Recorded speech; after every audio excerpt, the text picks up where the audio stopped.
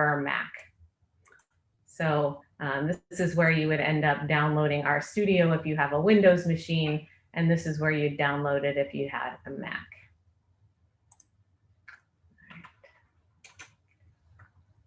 So seeing no questions in the chat, maybe I will just start by going through some of the information in the workshop.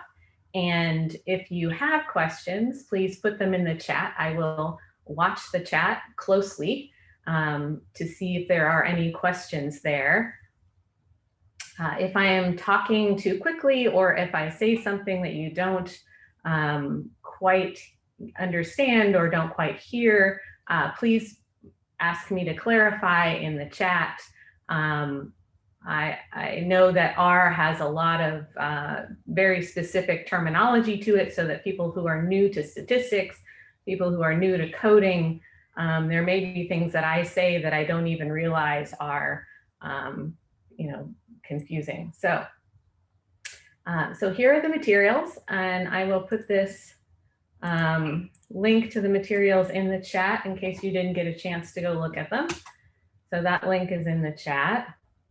The first part is just a little bit of information about how, about what R is. And yeah, I have one question in the chat asking whether this workshop will be certified. If you complete the 2 activities, or even just one of the 2 activities, and you submit it through the form, and I'll show you that link in a minute, you will get a certificate. So I'm not sure if that's what's meant by certified, but yes, you'd be able to get a certificate if you'd like, but you'll have to do some of the exercises and submit that through the form. So I'll show you where that link is to submit in a minute here. So a great reason to use R is that it can do everything that SPSS and SAS can do. And sometimes it can do more, especially in the area of data visualization. So if you are working for a company, or if you are going to school, if you're doing really anything that requires you to make graphs or do statistical analysis, you could use R, and it would provide the benefit for you of being free, and also of just being able to do anything that these 2 others can do. Plus, there is a huge community of people on Twitter who are very, very active in R, and who will answer your questions, often very quickly if you have questions, and you can tweet to those people and get to know who they are, and get involved in the R community by using the hashtag #RStats. And I will put that in the chat right now in case you want to try it out. So if you have a Twitter account and you're tweeting about R, you can use the hashtag #RStats, and people in the R community will see your tweet. And if it has a question in it, often you'll get a number of responses from different people. So the workshop itself that is described here has 4 parts. The first part is installing R and RStudio. Hopefully you've had the chance to do that already, but if you haven't, that's okay. You have plenty of time. The second part is a short video, and I'll go over the information in that video in a few minutes here, that shows you the features of RStudio. So this will be a new software to a lot of people who are in this boot camp. And so this short video will just show you the different features and the different things to expect when you open RStudio for the first time. The third part is what I think is really exciting, but most people will find this very boring, importing and cleaning data in R. And the last part will be creating basic tables and figures in R. That's a great question in the chat, talking about packages. I will definitely do that in just a minute. I'll go through the rest of these instructions, and then we'll open up R, and I will talk a little bit about packages. So this next spot is all the information for installing R and RStudio. So these are the step-by-step instructions. RStudio, I guess a few people had trouble with, but hopefully if there was any problem with that website, you're able to use it now.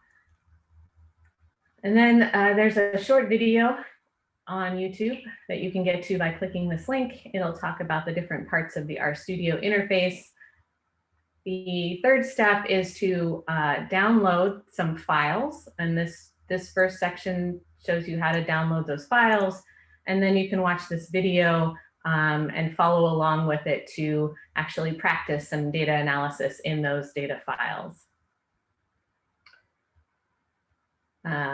And then there are slides here at this link, and here is another video for watching for basic tables and figures with the slides as well.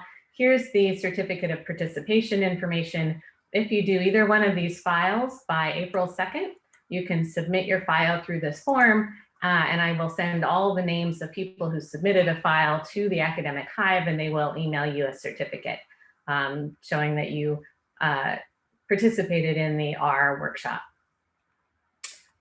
If you like R, or even if you hate R, which I hope nobody hates R, but even if you don't like R and you need to use it somehow for your job or your school or whatever, there are so many places online to get help and to find tutorials. You can Google R tutorial about regression and you'll get a bunch of different ones from different sources. So here are a few that I really love, and you can try any of these when we're done. Juliet says that nobody hates R. I don't know.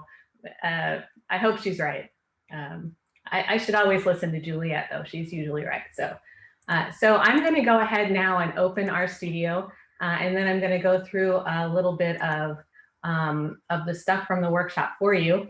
Before I do that, I'm going to put 3 files in the chat, and these are from this step 4 part, the creating basic tables and figures in R. So we're going to skip over some of this other stuff because you know, it's not as exciting, it's not as fun. So I'm going to save that for you to do on your own, and we'll do some more fun stuff here. So I'll put 3 files in the chat right now. And if you've already downloaded the files for this workshop, you can just use those. But if you haven't, this might be a little faster. It's just getting them out of the chat. So let me find them for you.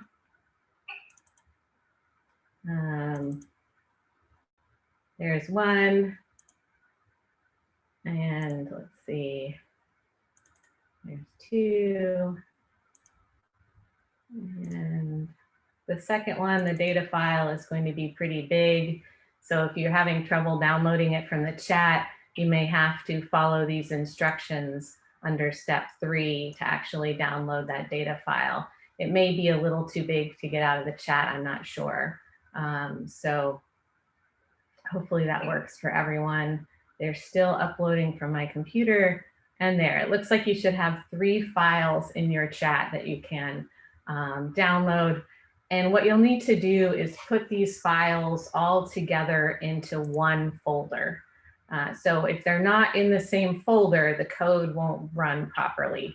The first file, the participant part 2 file, is a code file, and it's going to look for the data. And the second file that says Pew Research Center, that's the data. So those 2 files have to be in the same folder for the code to run properly, because it's going to be looking for that data set to be able to run. So I want to, maybe I'll talk about packages for a second while everybody's making sure they have those 2 files. When you have the participant part 2 file and the Pew Research Center data file, both saved on your computer and in one folder, can you give me a thumbs up so that I know that people are ready to go? And in the meantime, I'll talk a little bit about packages. Somebody had asked earlier about packages. Great. So packages are small pieces of R software that can be used to do different sorts of analysis. And packages are one of the really cool things about R because they can be written by anybody in the world. I have 2 packages that can be used in R. They are all uploaded to this thing called the CRAN. Let's see, I can't remember what CRAN stands for, but I'll put the acronym in the chat, CRAN, if you want to look it up. They're all uploaded to the CRAN, and so anybody who has R can install them from the CRAN. You do have to be online to install a package for the first time, but once you have it installed, you do not have to be online to use it. So when you're installing packages, you'll need an internet connection, but to actually just use R to do work after you've installed packages, you don't have to be online. So I hope that answers the question. Yeah, okay. So another question was, when I installed the 3 packages, I received an error message. R tools is required to build R packages. Sometimes you get a message that's not really an error, it's just a warning. And if everything works, don't worry about it. If it's truly an error, things are gonna just stop working. So R is a little finicky. As long as things are working okay, you can consider a lot of those messages that you get that are in like bright red text to try and scare you. You can consider a lot of those sort of warnings, like R is saying, you know, look, you have an old version of something, or you don't have this other thing that you might need. And so I wouldn't worry about it unless what you're trying to do actually fails to load. Thanks. So look, Juliet has found the comprehensive R archive network. So that's where all the packages live. They all sit on the comprehensive R archive network. So if you start to love R and you find that there is something that R cannot do, you can write a package to do that thing, put it together, submit it to the CRAN, this comprehensive R archive network, and they will review it to make sure it works. And then they will put it on the CRAN, and then anybody all over the world who uses R can download your package and use it. So it's really nice open source software. People are very passionate about R, as you might be able to tell, because it can be used by everyone, and contributed to by everyone. So, you know, it helps to democratize science a little bit.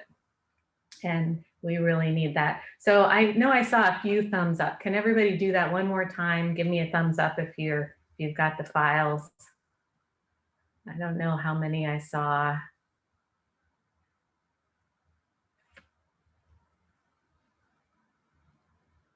All right, great, cool. All right, I've got at least some. So I'm going to start slowly. I'm going to stop sharing this screen and start sharing my RStudio screen. So as soon as you have the files downloaded and are able to access them, go ahead and open RStudio, and we will start working together to look at the features of RStudio and get into the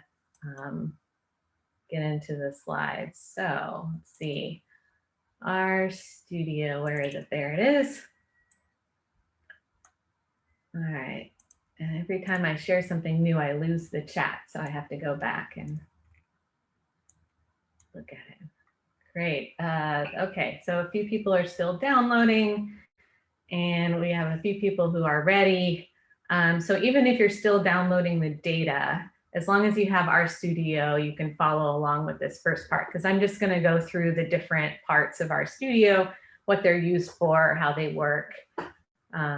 We'll do that first. So if you have RStudio installed, go ahead and open it, and you should see something like this. It may look a tiny bit different in this lower right-hand corner. If you have, you know, the first time you opened it, it might default to something else. Mine defaults to plots. So what this is, what you're looking at, and I have a Mac, so yours will, if you have a PC, if you have a Windows machine, you will also see up in the upper left-hand corner, you will also see a set of menus that you can use. But for me with a Mac, that's kind of separate up above on my monitor. So you don't see it in my window here, but it's there. It's got all those different menus. It's got the file menu, the edit menu, the code menu, the view menu, all those menus are there. The main part of the RStudio window, though, is this. And this is called a window, like I just said. And each of these parts of the window is called a pane, P-A-N-E. Not pain, P-A-I-N, which is what you experience when your analysis won't work. So this is a window with 3 panes right now. R is running in the left-hand pane. The version of R that I have, and that most of you probably have if you just downloaded it for this workshop, is version 4.0.4. And each version has its own name. There's some sort of story behind the naming, but I don't know the story. So this version is called Lost Library Book. And then you just get all this information about R. You know, I have a 64-bit Apple, so this is the version that I have installed. R is free and comes with no warranty. So that is one of the downfalls. If for SPSS or SAS, if your software breaks, you can contact them. With R, it's not, there's no big company behind this software. So you would have to just go to Twitter or go to the RStudio group and see if they can help you if you have a major problem. I have found the R community to be extraordinarily helpful. So this has never been a problem for me. I don't think any of the rest of this is a big deal to look at. Just know that in this corner, this side of your window, in this pane is where R is running. In this top corner, we've got a bunch of different great things. So we have the environment, and as we load data in, as you create new variables, if you create any new functions, they're all going to show up in the environment. Right now, the environment is empty because I just started R, so I haven't loaded any data or anything like that yet. But you'll see things here, and this is a good way to keep track of what you've opened already and what you're going to use, what you have available to use in the current R session that you're in.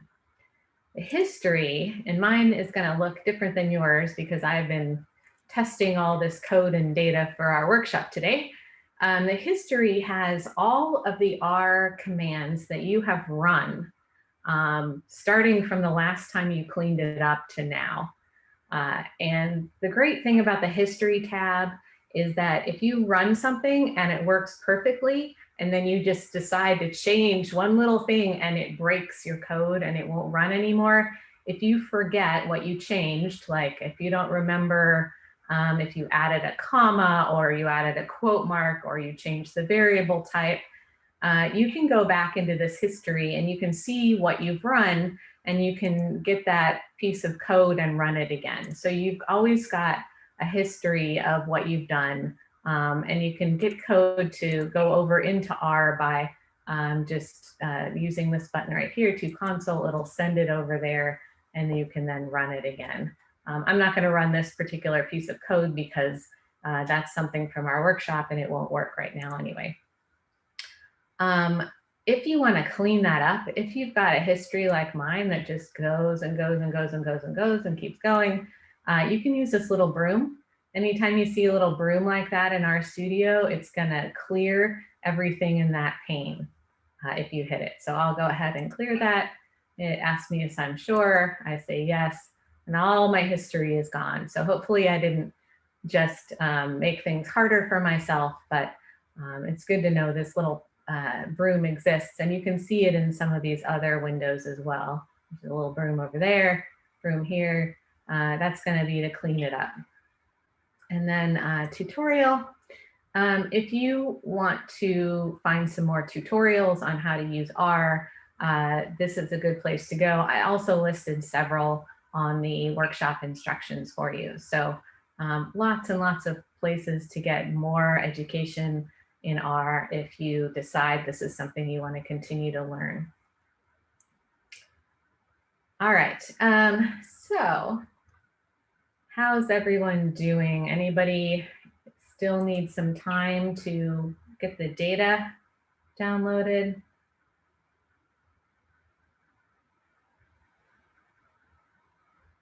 you need some more time, you can raise your hand or put it in the chat.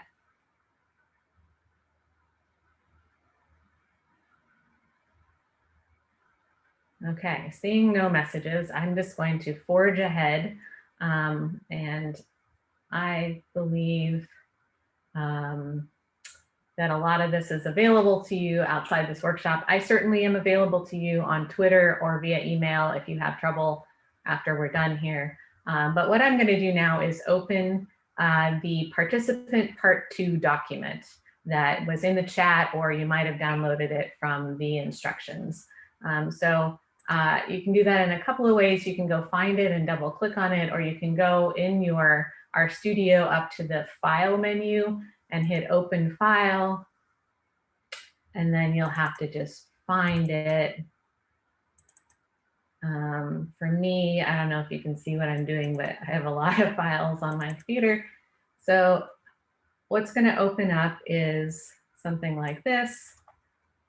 And at the top, it'll say Introduction to R. It'll say create basic tables and figures in R, HTML output. We're not really going to deal with the output today, but this first little section, that should just stay the way it is. That's part of this file type, and you shouldn't add anything to that really until you learn a little bit more about these kinds of files.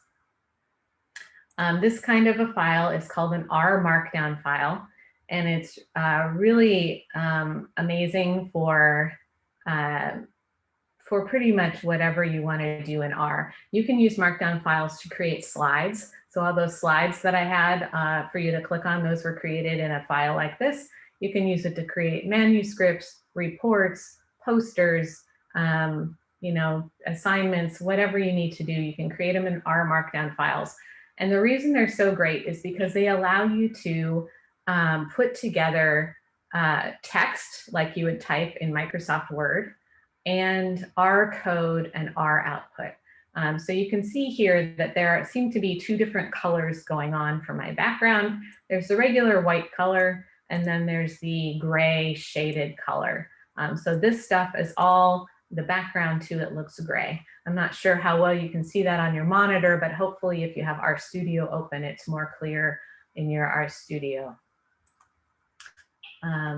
What is the file I'm working on called again? Participant part 2. It's, you can see it up here in the left-hand corner, participant part 2.rmd.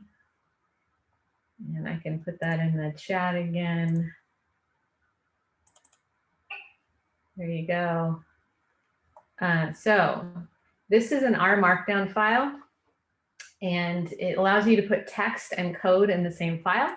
You can see anything in the gray background, that is R code.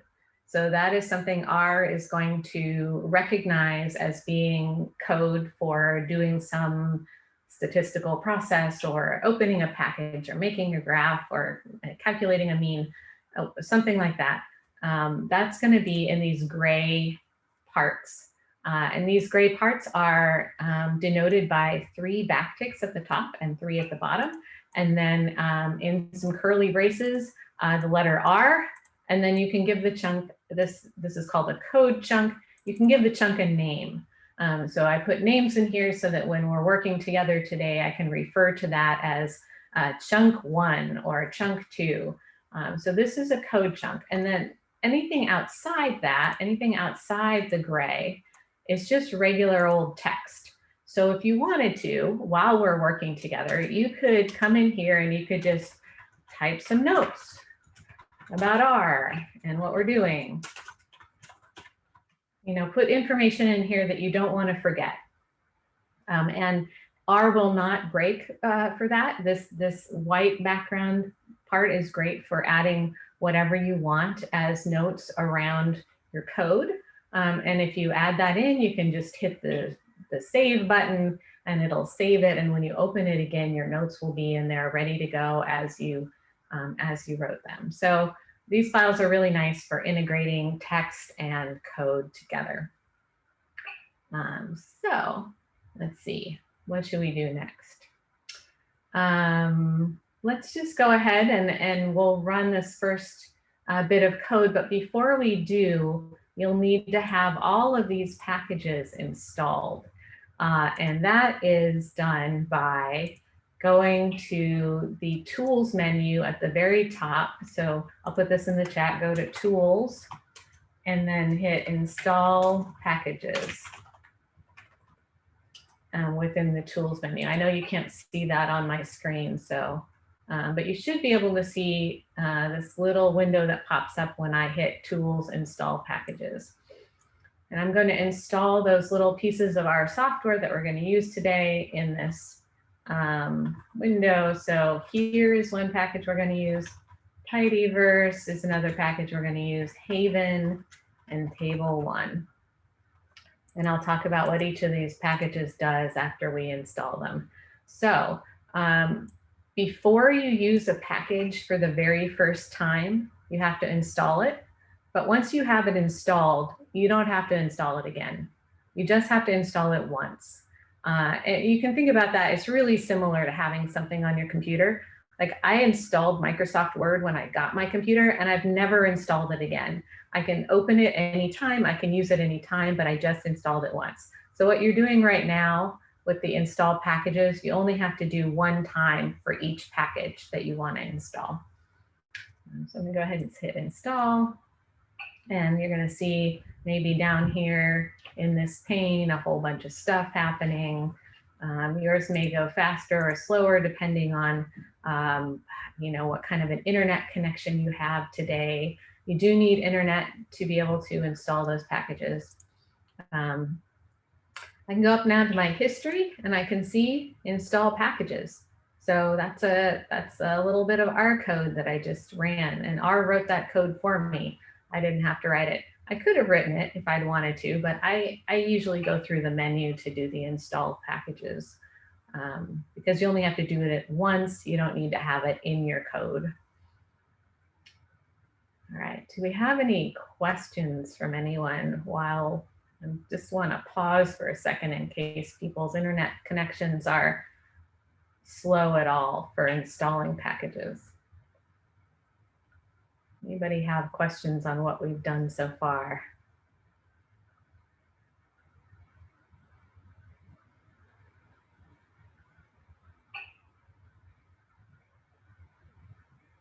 Okay. Hearing none, seeing none, I will forge forward. How do you start to write a fresh code? Oh, so yeah, good question. So how do you start to write fresh code? There are two different files that you can write new code in. To get a new file to write code in, you can go up to the File menu, choose New File, and if you just want R code by itself without text around it, you would choose R script. I'll put that in the chat, script. And then if you want a new R Markdown file, you go to File, New File, and choose R Markdown. So R, which is the type of file we're using right now, R Markdown. So File, File to New File. That's how you would start a new fresh code. So when analyzing data, how do we know what package to install? That is a fantastic question. Usually when you're new to R, you're probably going to have to look it up. A lot of basic analyses are just ready to go in the base R, what's called base R, which is what installs with R. So lots of simple things like taking the mean, doing a basic regression model. You don't need any extra packages for that. But if you want to do fancy stuff like the graphs we're going to do today, then you had to install packages like Tidyverse. And the only way to know that is probably by doing a little research. Like if you go to one of the websites, you want to make a bar graph and you want to make it look fancy. If you Google, it's going to tell you the package you need is Tidyverse. Or if you Google and what you get is you need to use this particular function, like ggplot2, like ggplot, we're going to use today, you can come over here in the help documentation. And if you find that particular function, like yesterday, I was looking at this function called ergum. When I put it in here, I hit return, it came up with this. And this tells me in the parentheses here that it's in the package ergum. So I know then that I have to install the ergum package. So you'll start to get to know the packages if you use it. I would say Tidyverse is the package you're mostly going to use. Here is a package that helps you find your data on your computer. So these two packages, when you're first starting out, are probably going to be the main two that you use. Haven, I'm going to use today. Haven brings in data from SPSS. And I learned that by Googling, how do I bring in data from SPSS? And it said something like you use the Haven package. All right, somebody's having trouble downloading the package. So make sure you have everything typed correctly. So for like table 1, there's no space in it at all. Tidyverse, also no spaces. They have to have a comma between them. If you're having trouble doing them all at once, I would suggest doing one at a time. So Tidyverse, you can do alone. And hit install, and then go back through the install packages menu to try the others. So the first two we're going to use are here and Haven. This one helps us find our data. This one helps us bring in SPSS data. And then after that, we're going to use Tidyverse and Table 1. So if you're following along and you're having trouble, I'd try installing here. And then once that's done, try installing Haven. And once that's done, Tidyverse, and then Table 1.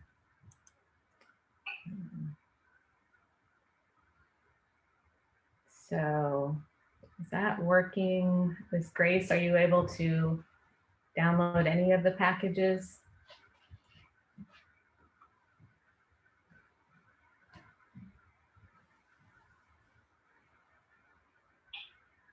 Yeah. Okay. I'll keep going here for another 10 or 15 minutes or so, and then I will stop with this part, and I will maybe I'll be able to help some individuals troubleshoot their problems individually. For me, usually it's because either I don't have the right permission on my computer, if you're working on a work computer, or the most common thing for me is typo. I just spelled something wrong. I do it all the time, several times a day. I'm not sure why, but I think, we type so much right now, we're online constantly, that it's hard to type everything perfectly. So, all right, so if you were able to install the packages okay, you should be able to then run this code to open them.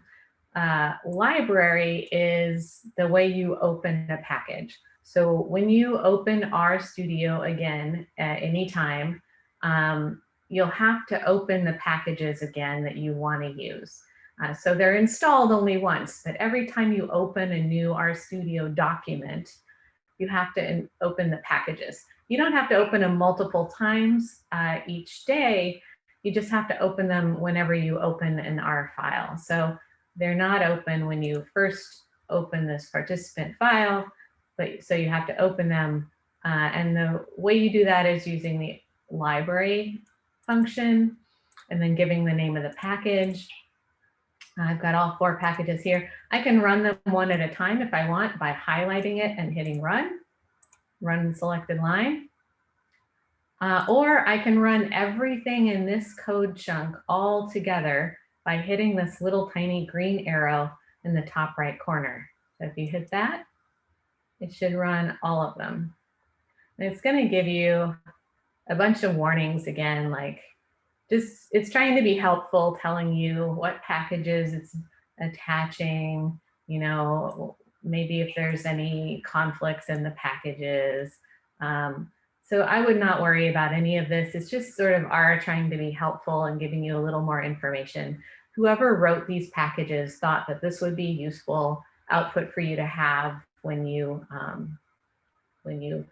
use these packages. When you're using this stuff for the first time, it just looks confusing and overwhelming. So I would just skip it, just hit that little X and get rid of it. As long as things start working okay, it will be fine. So one way to tell if your package is opened okay is to go down to this right-hand corner and click on packages. And then you can type the name of the package like here, and you can see that you have the here package, and if it's got a little check mark, that means it's open. So, you know, you have the here mark and package installed, and this check mark means you've opened it for this particular R session that we're doing right now. You can check tidyverse. That's also open. It's got the little check mark right here. I can check Haven, also open. This tells you a little bit import and export SPSS data and SAS files. So if you work with any of those types of files, if you find some data online you want to use and it's in a SAS file format, you can use Haven to import it into R and open it in R. R is really great that way. So some of these other statistical packages, it takes a lot of work to import data that's in another format. But in R, it's only a process of finding the right package to do it. And then table 1. I have that here, and I've got table 1. Okay, so we're about to start our first R coding. So before I do that, I want to pause and see if anyone has questions or comments, things you want me to point out on the screen to help you with.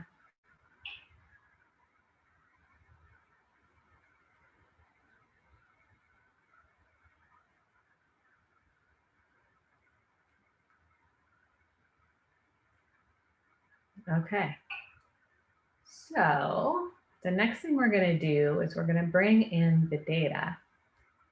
And if you want to watch the magic happen, you can open your environment tab up here in case you might be in history. If you were looking at your history like I was, you can have your environment tab open and notice that right now it's empty. We don't have any data open. We don't have any new functions we've written. We don't have anything we've created that's up here in the environment. So what we're going to do is fill that environment with some data now. So the here function is really nice. It makes R look into the same folder that your R Markdown file is in to find your data. It used to be, as recently as 6 months ago, you would have to write the whole file path of wherever your data were saved. And sometimes even then, R couldn't find your data.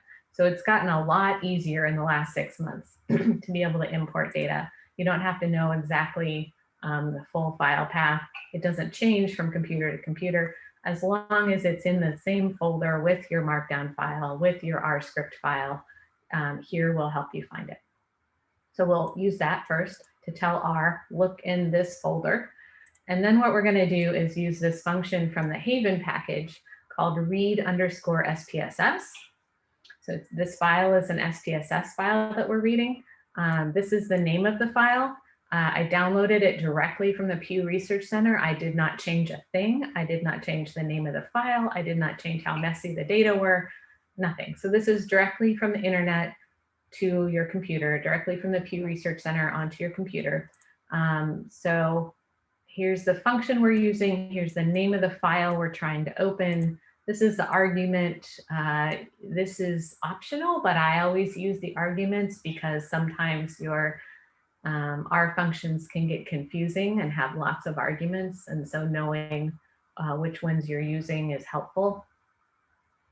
So this is going to happen. And when this happens, when we read this SPSS file called Pew Research Center Global Attitudes, we need to save it somewhere so that we can use it while we're in R. And so to do that, we're going to assign it using what's called an assignment arrow. And that's important, so I'm going to write it in the chat. It's called an assignment arrow. And we're going to assign this file that we've read a new name. We're going to give it this name, Global Data 2019. So when we run this code, what we're going to see pop up over here in the environment is the name that we're giving this file. All right, so let's go ahead. Let's just do run the whole code chunk. Make sure that you've got your data saved and you didn't accidentally change the name by adding a 2 or deleting the file extension or anything. You might check that first. But once you know that you've got your data saved in the same folder with your participant file, go ahead and hit little arrow. And this will take a second because that's kind of a big data file. But once you've read it, you should see up here in the environment that your data are there. And it's named what you named it. It's Global Data 2019, Global Data 2019. So this is a data set that Pew collected in 2019 from, I don't know, 30 or 40 countries around the world. And it has a lot of people in it. It has 38,426 people. So OBS stands for observations. In this case, they're each individual people. And it's got 607 variables. So this is a huge data set. So this might not be, if you're used to working in Excel or you're used to working in SPSS, this might not be what you're used to seeing when, or thinking of when you, open your data. You're used to seeing kind of a spreadsheet maybe with a person on each row and the variables in the columns. And so if that's the format that you're used to, you can get that by just clicking one time. You don't have to double click. I think that might do it twice. Clicking once on the name of the data, and that will open a window over here that should look more like what you would expect to see in Excel. So it's got the names of the variables across the top. It's got the participants, all their information. You can scroll across and see all the different variables. You can use these little arrows to, put this in order by country. So country 34, so it's alphabetical descending or ascending. These little arrows help you do that. And so everything that's in this data set, you can see here. You can't really do much here other than click on those little arrows and kind of just look through it. You can try and find things with this. Like there's a variable we're going to use today, I think, called econ. Let's see if we can find it this way. Nope. So I haven't really had much luck with this little search box. Maybe you will, I don't know. But I'm gonna close that because it gave me a little arrow,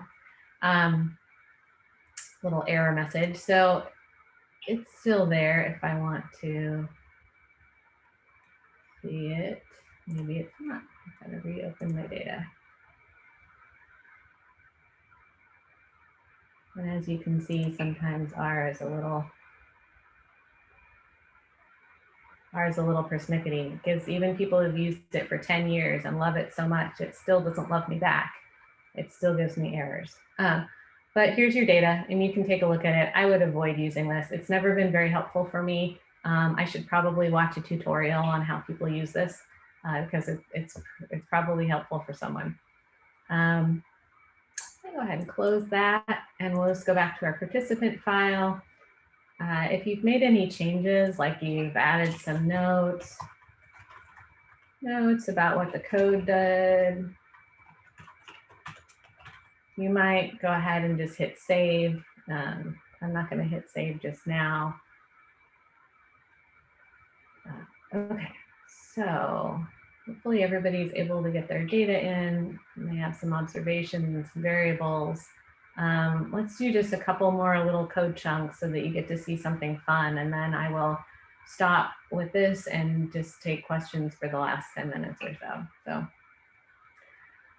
This participant file is the second one. So the first one brought in the same data set and did data cleaning. So putting labels on variables, selecting certain variables so that you didn't have to work with 607 of them, selecting certain people so you didn't have to work with 38,000 of them. And this is the code that you end up with at the very end of the previous video. So the part 1 code. I just gave it to you here because I want to work on a couple other things in this data set. So I'm not going to go through everything that this code is doing. You can watch the first video to see that and go through that first file. I'm just going to run this code chunk. So if you're caught up with what we're doing and everything's working okay for you, go ahead and run code chunk 3. And that should give you a new data set over here. We called the new data set Global Data 2019 Clean. So once you do all this data cleaning, adding labels, adding missing values and all that kind of stuff, you might want to give your data a new name, and you can see it now over here in the environment. This has 995 observations and 8 variables in it. So if I want to look at that, I can click on it and look at that. And you'll notice that maybe it's a little more easy to handle because I now have limited it to, you know, a smaller number of people and a smaller number of variables. So it's got participant sex, it's got participant age. There's a question in the survey about, in my country, whose lives are better, men, women, or the same. It's got all these different questions in it.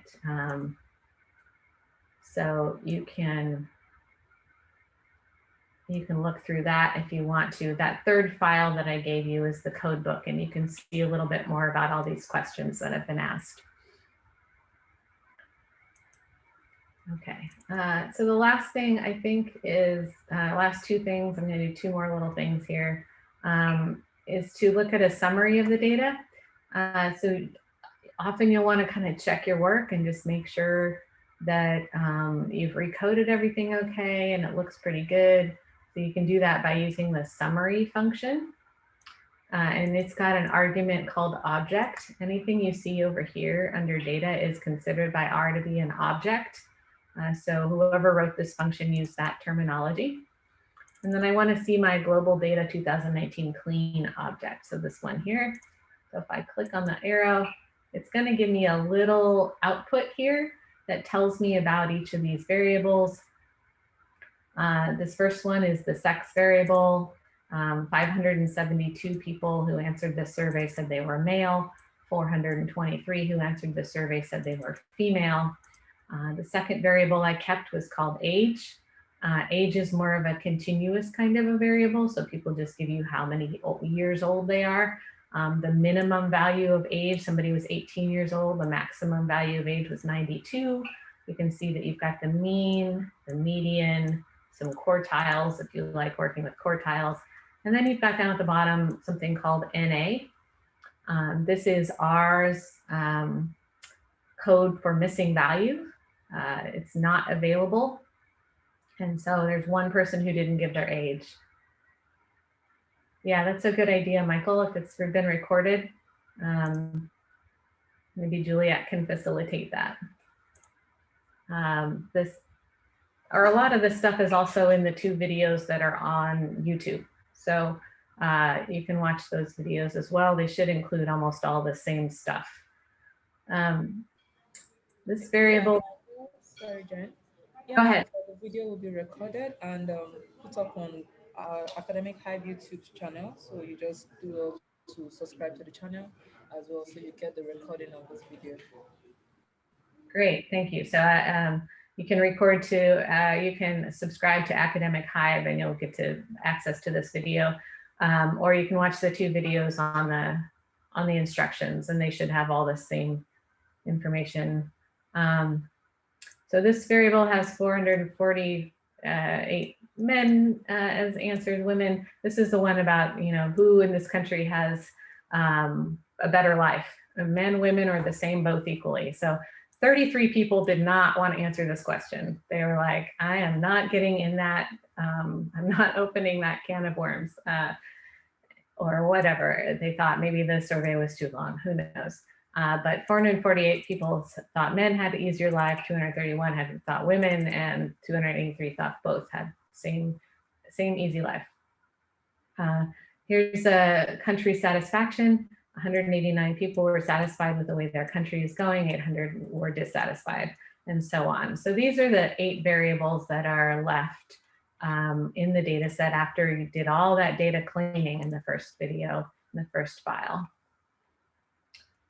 So this is nice, but you don't want to put this in a report. It looks ugly. It's great for like understanding whether you did your data management right. It's great for understanding which variables are in your data, but it is not great for sharing this information with somebody else.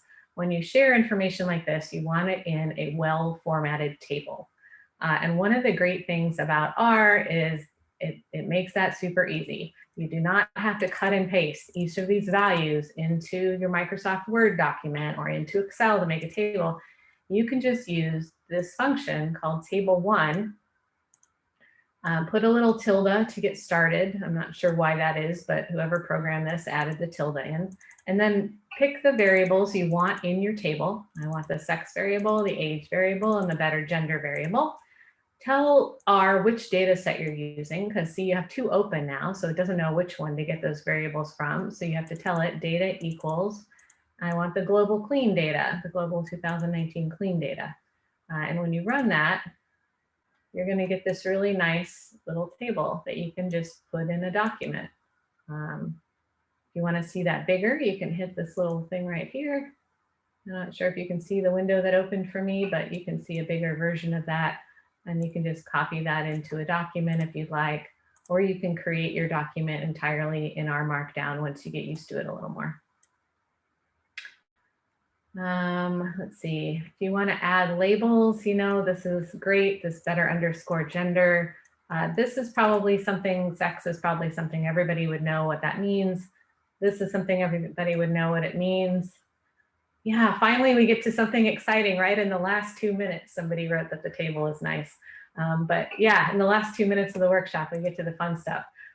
Better gender, nobody's gonna know what that means, right? So you want a label in there that actually gives your reader, your boss, your students, your whoever, a better idea of what that means. So you can add labels, and here's some code for adding labels.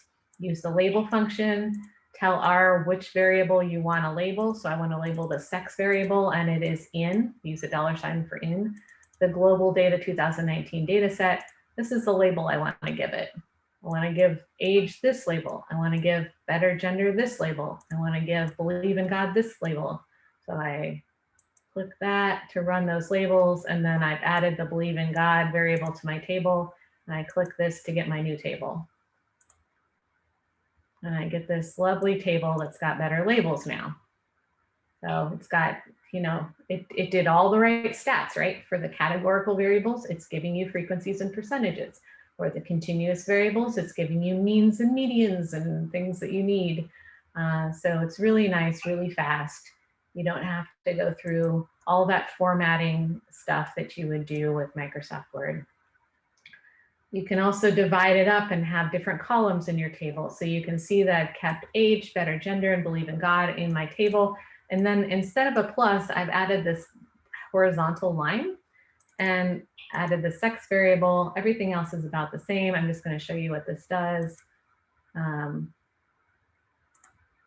You can see it now. It's got a column for male and a column for female and a column for overall. So now I've got different categories for males and females in my data set. If you're working with data, let's see, maybe I can show it in here too. Here we go. I don't know if you could see that on my other window, but now you can see it's got columns for males, females, and everyone. So if you're working with a data set and you have like an outcome variable, like maybe you're studying people who have diabetes and comparing them to people who don't, you can have diabetes and no diabetes as your categories, and then look at their characteristics by category. So, you know, I just gave a little more information here. One more thing, if you want to name this final category, this overall category, if you wanted to name it total instead of overall, you can fix that. So now we've got total at the end there. Yeah, it's a really good table, I think. You all, if you're just starting to use R, you wouldn't know this, but R has been terrible at making tables until this package came along. And this is new. This is something that has only been out for 6 months or a little longer. Before that, it was a lot more work to make tables. So these are really good. Here's another way to um, here's a little exercise for you to try. So if you're going to take this file and turn it in for your certificate, here's where you would show me your code. So you just copy this code, add some variables to it, and run the code and see how it works. So that's what you'll do for this first exercise. I want to show a graph really quick because I love the graphs. So here's one of the graphs. It's really bright pink, but it's a little bit of code and you get this really nice graph. You can do some very fancy graphs if you want. If you get all the way down to the bottom, I know people need to leave, so let's see if I can I'll show you the very fanciest graph. There's the fanciest graph if you go through all of the instructions. So what this has, it has a density plot, it has a box plot, and it has a scatter plot all overlaid one upon the other. So you can see the distribution of the data. You can see where the median and the IQR are if you're working with the box plots. You can see where each person is in the data set. And so this is the distribution of age by male and female sex. So in this data set, there are more men that are kind of older, more women and are down here in the lower groups. So you can make some really, really nice graphics through R. And I know this looks like a lot of code, but it's all in here. And you can just, if you want to look at the graphs, you can just click and see some of these graphs and how to make them even better if you want. So that's it. I know we're 3 minutes over. I'm happy to stick around. I have an appointment with a student of mine in about 20 minutes, but I'm happy to stick around and answer individual questions until then. So I hope that you enjoyed this and that you love R like I do.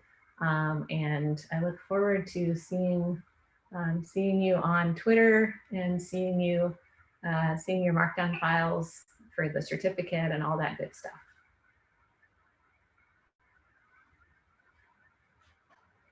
Oh, yay, I'm glad, Jones. I love R too.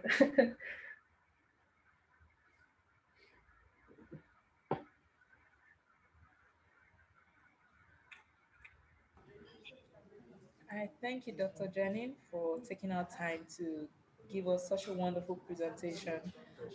We definitely love R.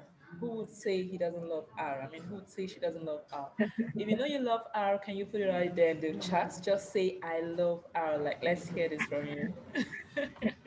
Violet is not convinced, but I will convince Violet someday. Yeah, so Dr. Janin, can you see the number of R? Can you see the number of I love R going up there? Yeah, like this is amazing. Good. I'm glad. Submitting the participant form, let me share my other screen. So in here, there's a little, in this thing that you got, I'll put the link again in the chat. If you submit one of those files, you do a little bit of code and submit one of those files through this form right here. It just asks you for your name, your email address, and then you have to upload the file. So the link is in this set of instructions. Okay, Violet says, maybe when I become a pro, I can use R. I can use love. Okay, well, you can say you like R for now. Dr. Jenny Okay. can share her R story because it's really not easy like that, you know. Some persons find it a bit difficult to transition from maybe other softwares to R, but it's possible. I'm It personally is. struggling. When I first started learning statistics for about 10 years, I used SPSS. And then I just thought I wanted to learn R and I gave it a try and now I will never go back. Yes, go ahead and ask a question.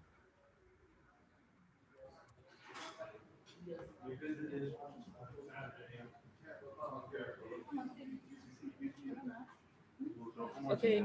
Yes, Musonda, the video, this presentation is being recorded. It's even streaming live on Facebook right now, and the recording will also be made available on our YouTube channel. So you just subscribe to Academic Hive on YouTube, and you get access to the recording. Yeah. What is your question? I don't know how to pronounce your name. Udwa? Yeah, you pronounce it Udoak. Is that okay? I feel bad, but I don't know how to pronounce names. Do we need to memorize the code? No, because you can Google whatever you need. There is a lot of code out there on Google. You will find if you start to use R that you get to know things really well that you use all the time. But things you don't use all the time, I still look up stuff I'd say every single day I look up at least one thing on Google using Google. So you don't have to memorize, but you will, if you use it a lot, you'll start to know things like ggplot. I use ggplot almost every day. And so let's see if I can show you some ggplot code. Yeah, ggplot. So I use ggplot almost every day. So I know by heart now how to use it, and I don't have to look it up anymore. But other things I have to look up every time. How does the interpretation of the R results look like? I would say just like if you were doing it in SPSS, you would take a look at your results and you could write a sentence like, there were more male participants than female in the sample of 990 people surveyed in Nigeria in 2019. So I'm not sure if that's what you were meaning, but they would have the same sort of participation, same sort of interpretation as something that came out of SPSS or Excel or SAS, because you're doing the same stats and you're making the same graphs. You're just using a different kind of code to do it. R doesn't stand for anything. It's just R. It's just R. Yeah, so Jones, if you look on the GitHub on the link that I'll put it in the chat again. If you look on this link, there are two files. So one we looked at today and there's a second one. So you can choose one of those or do them both. And that's what you turn in. So if you finished the little code in here, like this, let's see, you try it. If you add code in here and get it to run, that would mean you finish this file and you could submit it to me and then you get the certificate.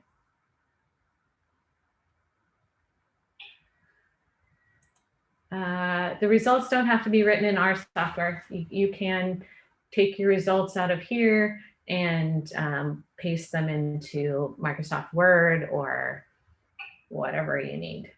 Some people are really strong R programmers and they're able to link R to other kinds of software like Access. If you use R Markdown, you can hit this button here, knit, and it will knit to an HTML file if that's useful for you. But it'll only knit if all your code is complete, and I have some code that's not complete in here, so it's not going to show you today. But it'll knit to HTML or it'll knit to Microsoft Word, and then you'll get a file that shows all your graphs and all your tables and things in a HTML document or a Word document.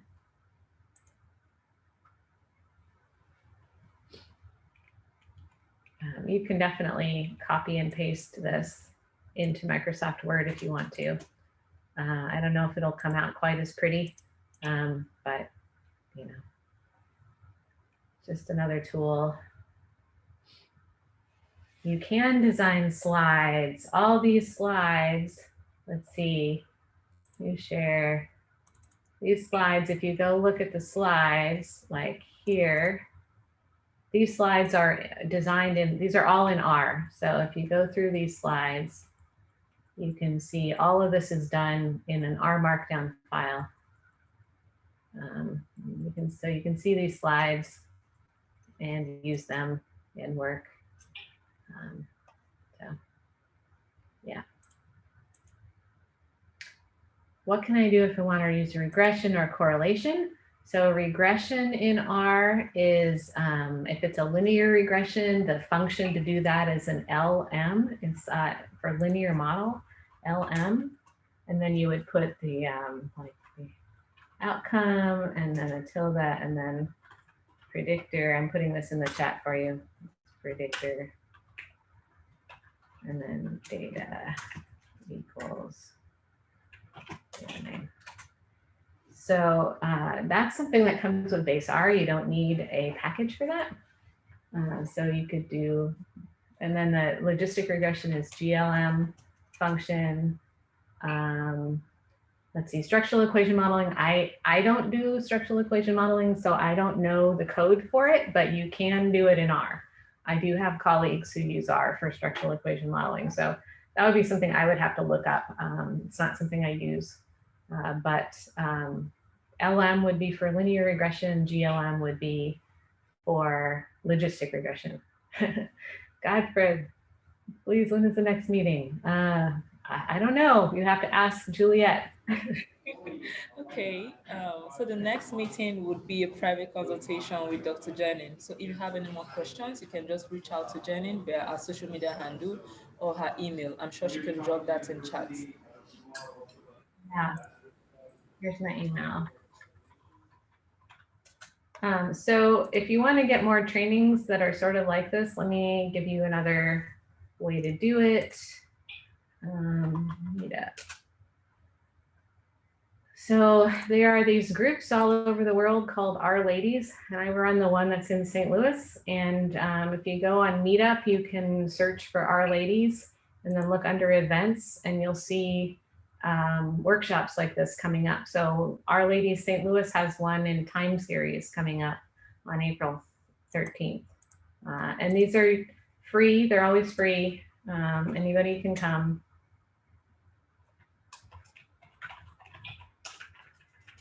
Um, and they're all over the world. So see, I don't know how to search. I don't know how to search Meetup, but maybe you can search Meetup. Oh, maybe this way, Our Ladies. And then you'll get all these different Our Ladies groups that are doing, this is a shiny applications are these web dashboards where you can work with data right in the browser. So then R can do that for you. It's got a lot of different stuff. So show more. There's all these different meetups. You can look for Our Ladies meetups. There might be other groups too, but I don't know as much about those.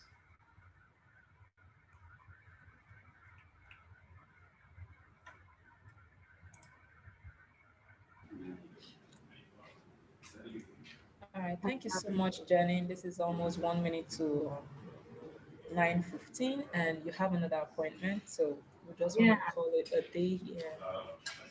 Okay. Yeah. So if you have more questions, you can hit me up on Twitter or in my email. Jean-Claude, I don't know if you can enter data exactly as you do in SPSS. I don't know that there's an interface for that, but what you can do is enter it in Excel and then open that file in R. All right, so John Claude, we hope you got the answer to your question. Thank you so much again, Jenny. Dr. Jenny, we really appreciate this workshop. So Sure. if you know you want to have you want to get a certificate for this training as some Thank you. okay, yeah, if you know you want to Thanks, get everyone. It was great to meet you. then you should complete the task and upload it on the form.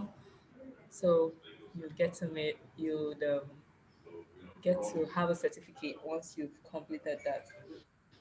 So So put in some effort and learn R. R is a wonderful software for everyone in this era. All right. Thank you so much, everyone. Have a great night from Nigeria. Good night. Right.